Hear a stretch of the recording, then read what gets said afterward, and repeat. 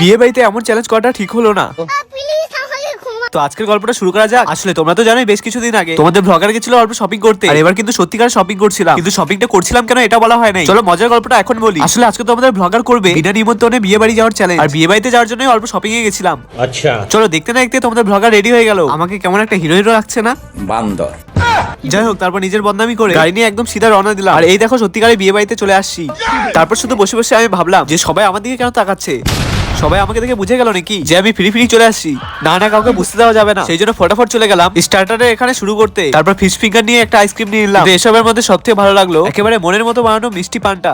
আর আজকে আমার লজ্জাসরম মাথার উপর দিয়ে যাচ্ছে, সেই জন্য নির্লজ্জের মতো মেন কোর্স থেকে নিয়ে নিলাম। সত্যি খাওয়াটা একদম সেই ছিল। আসলে ফ্রির জিনিস খাওয়ার মজাই আলাদা। তারপর ফাইনালি আমাদের সময় আসলো যে আমরা অনেক বাড়াবাড়ি করে নিচ্ছি, এখন আমরা ফেসে যাবো। কিন্তু ধরা পড়ার আগে আমরা গাড়ি নিয়ে পালিয়ে গেলাম। আর আজকে চ্যালেঞ্জটা পুরো করে চলে আসলাম বাড়িতে। এসব চ্যালেঞ্জ করা ঠিক কি ভুল এটা কমেন্টে বলো। এখনকার জন্য বাই।